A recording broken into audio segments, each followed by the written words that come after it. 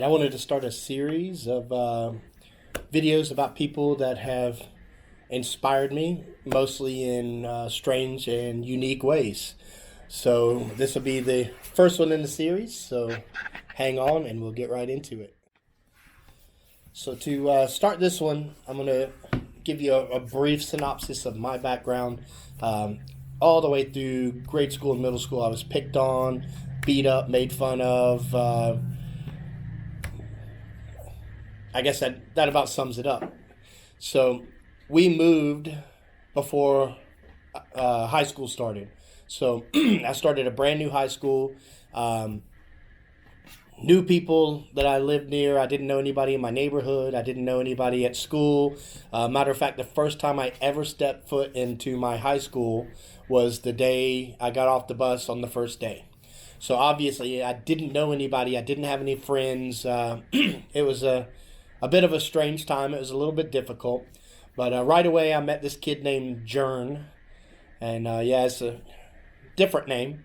But seemed like a nice kid. I mean, he was the only one that would come up and eat lunch with me. And I was eating lunch by myself. And it was kind of, I don't know, it was really boring. But it was kind of also kind of weird to have to go and eat lunch by yourself every day while everybody else had a table and a place to sit and friends to hang out with. I didn't even sit at a table. I stood at a stand up bar and ate my lunch every day. So this kid Jern, he started talking to me, and he was an all right guy. I appreciated some company if nothing else. And then one day, I saw this girl that came in, and I had not seen anything like this chick before. She had a mohawk. The side of her heads were shaved. She had a nose piercing. She had on, her makeup was not your typical type of makeup people wear. She had a leather jacket with stuff painted all over it. She had on combat boots, a military backpack. Um, I was shocked, to be honest with you. I'd never seen anything like that where I'd come from. The weirdest people I saw from my middle school or my grade school was like somebody that dyed their hair dark and wore a Skid Row T-shirt. That was about as like off the beaten path as I was used to seeing.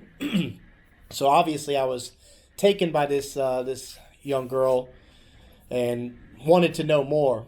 So I don't remember how I ended up initiating contact with her, but somehow I ended up talking to her. I'm guessing I probably like put myself in a strategic place where it was likely to invoke conversation or something.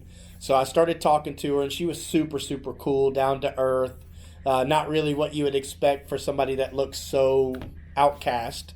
But the next day after I started talking to this girl, my first and only buddy, Jern, came up and told me that if I was going to hang out with her and people like that, then he wasn't going to hang out with me. And at first I was a little bit like, oh no, I'm made a friend and I already lost him and I haven't even, been at this school a month. And then I thought, you know what? Who cares? See ya. So that was the decision I made. I made the decision to not be his friend because I couldn't be his friend and her friend according to his logic. I don't know what happened to that guy. I don't remember seeing him again. I don't remember hearing his name. I have no idea what happened to that guy, but he never talked to me again unless he moved or something. But I started hanging out with this girl. Her name was Sunday, and the reason she's a big inspiration, she was definitely not a role model. She was, if anything, the opposite of a role model. She did drugs and she looked different, and she just wasn't your typical role model. Your parents wouldn't tell you to hang out with her because they wanted to get your grades up, if you know what I mean.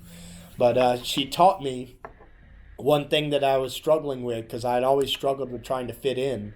I did everything. I bought the Z Cavarici pants. I wore the shirts with the pop collars. Anything the popular kids were doing, I did my best. If my mom didn't have the money, I would beg and beg and beg and get a jacket or a shirt or something for Christmas. So I was always trying to fit in, and I always failed. I never really fit in. So what she taught me is that it's okay not to fit in. It's not the end of the world if the popular kids don't hang out with you. You just find different friends, and everything's okay. It's all right to be different or to be an outcast or whatever the case may be. And that really resonated in me for many years and still today. I had a great time, and she was a major influence on my life going into to high school, and I thank her for that. Matter of fact, I still speak to her on Facebook as well. She's doing quite well.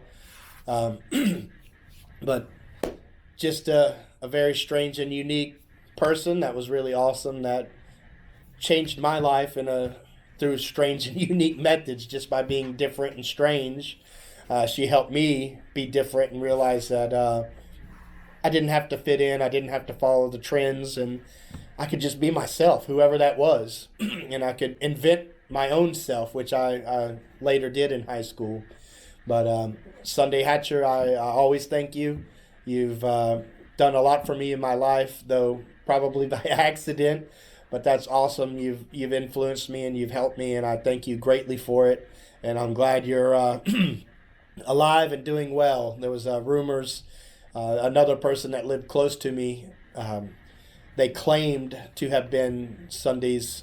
Her and her family were good friends with Sunday and her family, and she had told me that Sunday had died of AIDS, and she stressed that she knows this firsthand, and this is legitimate factual information. I never believed it in my heart. I always felt that she was still out there, but turns out I was right. I don't know why that girl told me that blatant and strange lie, because nobody benefited from it, but that's what she said. But luckily found out that is not true, that she is still here with us, and she's still pretty awesome. So that's today's story, and we'll have some more in the future.